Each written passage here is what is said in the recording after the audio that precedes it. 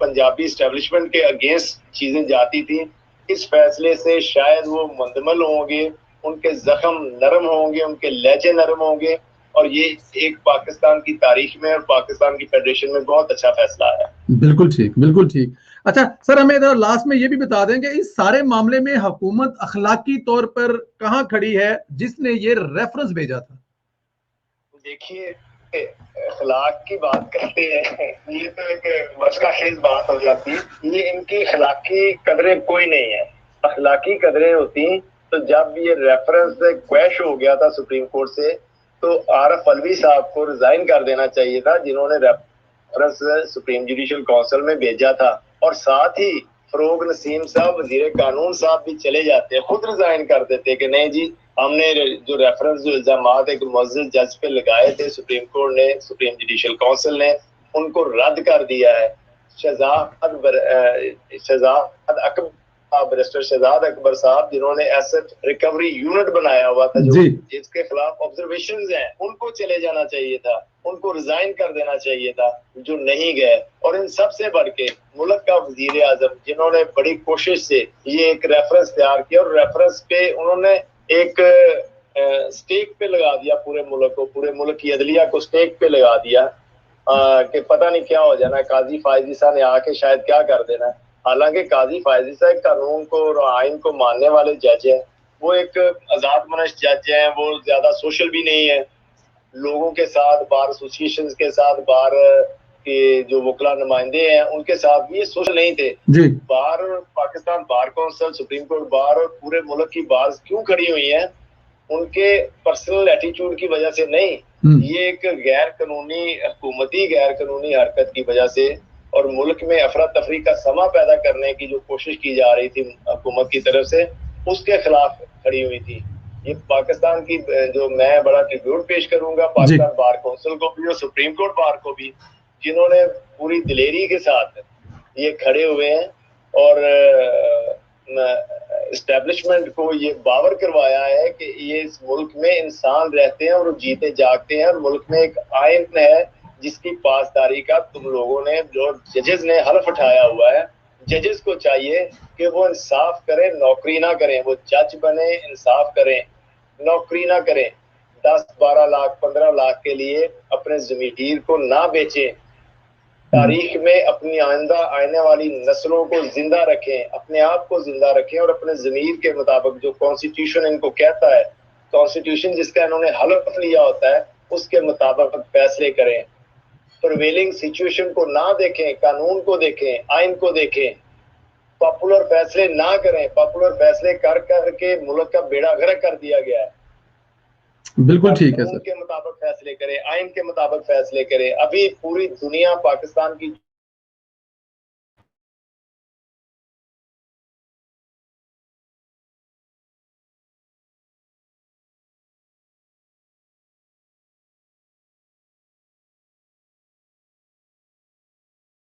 بہت دے دی گئی. یہ پاکستان میں وہ یہ بہت ہسٹری ہے کہ بھٹو صاحب کا کیس کے بعد دوبارہ کبھی اس فیض میں کسی کو سزا نہیں ہوئی. نواز شریف صاحب کے کیس میں پاناما میں, جن میں ان کا نام نہیں تھا, اس میں ان کو نااہل کر دیا گیا. اس سے بڑے بلنڈر کبھی ہو سکتے ہیں؟ یہ پاکستان کی جوڈیشری کی ہسٹری سے, جوڈیشری کے یہ دامن سے داغ کبھی نہیں جائیں گے, کبھی نہیں دھلیں گے. بالکل جب بھی مشکل وقت آیا ہے اس جوڈیشری کو عوامی فیصلے کرنے کا, آئینی فیصلے کرنے کا, تو انہوں نے وہ فیصلے نہیں کیے. انہوں نے مسلط پہ فیصلے کیے ہیں.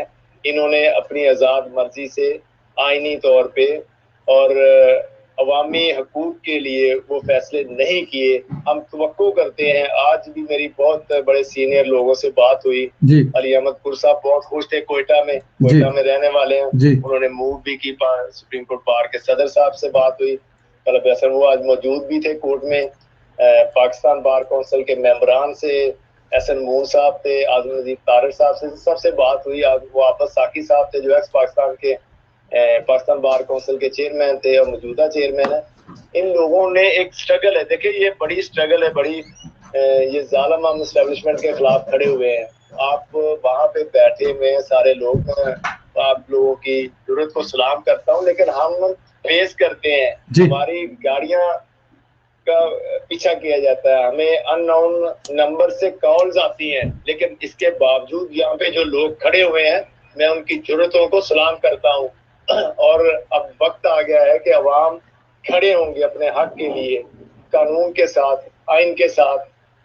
बिल्कुल। और आज लोग बार रूम्स में अगर ये बात करते हैं कि नवाज शरीफ का खड़ा किया हुआ बंदा, नवाज शरीफ आज जिधर को जाएगा दुनिया उधर को जाएगी। अब नवाज शरीफ के जो नुक्ता नजर को फॉलो करने वाले लोग जनरल इलेक्शन में कामयाब हो रहे हैं, अवाम उनको वोट दे रहे हैं, बार एसोसिएशंस में वो लोग कामयाब हो रहे हैं जो प्रो नवाज शरीफ नुक्ता नजर के हामी हैं, जो आइन के पासदारी के नुक्ता नजर के हामी हैं, जो आइन की कानून की पासदारी के हामी हैं, जो अदलिया की आज़ादी के लिए जिदोजहद करते हैं। तहफ़्फ़ुज़ात थे लोगों को, बहुत तहफ़्फ़ुज़ात थे, शदीद तहफ़्फ़ुज़ात थे, लेकिन अल्लाह का शुक्र है कि ऊपर अल्लाह भी बैठा हुआ है। बेशक इनका बेशक दांव नहीं लगा जैसा इनका दांव पनामा पेपर्स में लग गया था, हर बार ऐसा नहीं होता। इनको समझ लेना चाहिए। सुनीला साहब, आज पाकिस्तान में जो सूरत हाल है, यहाँ पे कोरोना ने इतनी मुश्किल सूरत हाल पैदा कर दी है, अस्पतालों में जगह नहीं है। हमारा साथ पड़ोसी मुल्क हिंदुस्तान है, वहां पे ऑक्सीजन नहीं मिल रही। मेरे मुल्क पाकिस्तान में वैक्सीनेशन नहीं हो रही, लोगों को बेड नहीं मिल रहे। अब भी समझ जाना चाहिए उन ताकतवर लोगों को, खुदा के लिए मिसाइलों पे, टैंकों पे, एटम बमों पे पैसे खर्च करने की बजाय लोगों की सेहत पे पैसे खर्च लोगों की करें। सेहत पर पैसे खर्च करें, ये बिल्कुल ठीक कह रहे हैं। अभी भी जो सीनियर एंकर पर्सन है उनको बुलाकर चाय पानी पिलाने के बजाय लोगों पर खर्च करें, तो ये अच्छी चीज है। अच्छा, मुझे जरा आखिरी सवाल का जवाब दे दें, बहुत टाइम लिया आपका सर। काजी फायज ईसा को चीफ जस्टिस बनता देख रहे हैं आप? जी, अब तो कोई इसमें दूसरी राय नहीं है कि उनके खिलाफ जो ये निकालना चाह रहे थे, जो कोई कामा निकालना चाह रहे थे, जो कोई नई चीज निकालना चाह रहे थे, वो आज नाकाम हो गए हैं। आज अल्लाह का शुक्र है कि हम बिल्कुल क्लैरिटी के साथ ये बात कर रहे हैं, समझ भी रहे हैं, सोच भी रहे हैं कि जस्टिस उमर अता बंदयाल के बाद काजी फायज ईसा साहब चीफ जस्टिस पाकिस्तान होंगे। और ये सारा क्यों खेल खेला जा रहा था, ये एक 10 साल प्लान का हिस्सा था कि काजी फायज ईसा साहब को सुप्रीम कोर्ट से निकाल दिया जाए, 2023 में उनकी मर्जी का चीफ जस्टिस हो और इलेक्शन उनकी मर्जी की हो जाए। अल्लाह का शुक्र है, अल्लाह ने सुन ली है और जजेस ने अपनी आजाद मनश राय का इजहार करते हुए उस प्लान को नाकाम किया है। अब 2023 आने वाले इलेक्शन अगर 2023 में ही होते हैं तो उस वक्त उनकी एस्टेब्लिशमेंट की मर्जी का चीफ जस्टिस मुसल्लत नहीं होगा। जैसे आरटीएस बिठा दिया गया था 2018 के इलेक्शन में, जब साकिब निसार साहब चीफ जस्टिस पाकिस्तान थे, इनकी मिली भगत से, इनकी बिल्कुल आशीर्वाद से और इनकी सहूलतकारी से लोगों के वोट चुराए गए और आरटीएस सिस्टम बिठा दिया गया, जीते हुए को हरा दिया गया और हारे हुए लोगों को जिता दिया गया। ये आज नाकाम हो गया 2023 का इलेक्शन चुराने से, और इंशाल्लाह काजी फायज ईसा साहब चीफ जस्टिस पाकिस्तान बनेंगे इंशाल्लाह। बिल्कुल ठीक, बिल्कुल ठीक। डॉक्टर साहब बहुत शुक्रिया, और आपको भी खराज तहसीन और आपके उनके साथियों को भी खराज तहसीन, जो इस मुश्किल वक्त में पाकिस्तानी अवाम की उम्मीद है, होप है, और इस निज़ाम के खिलाफ जिसमें मियां मोहम्मद नवाज साहब खड़े हुए हैं और आप जैसे लोग उनके साथ खड़े हैं, पाकिस्तान की अवाम उनके साथ खड़ी है। जाहिर है अगर उनके कैंडिडेट को इन हालात में वोट डलवा कर जिता रही है तो अवाम उनके साथ खड़ी है। आपका बहुत शुक्रिया। इंशाल्लाह ताला फिर किसी टाइम आपको लेंगे और इस सिस्टम पर, निजाम पर आपसे बड़ी तफसीली बात करेंगे। लोग सुनना चाहते हैं। अदलिया पे हम बहुत कम प्रोग्राम करते हैं, तो किसी टाइम आपको और आपके दूसरे कुछ सीनियर दोस्तों के साथ लेंगे और एक कोई 1 आवर 2 आवर का प्रोग्राम करेंगे जिसमें ये सारी चीजें करेंगे, क्या बेटर हो सकता है, क्या अच्छा हो सकता है और क्या बेहतर हो सकता है। बहुत शुक्रिया डोगर साहब। मैं संदीला साहब, आप और आपकी विसासत से पूरी दुनिया में जहां जहां बैठे हुए हैं मेरे मुल्क के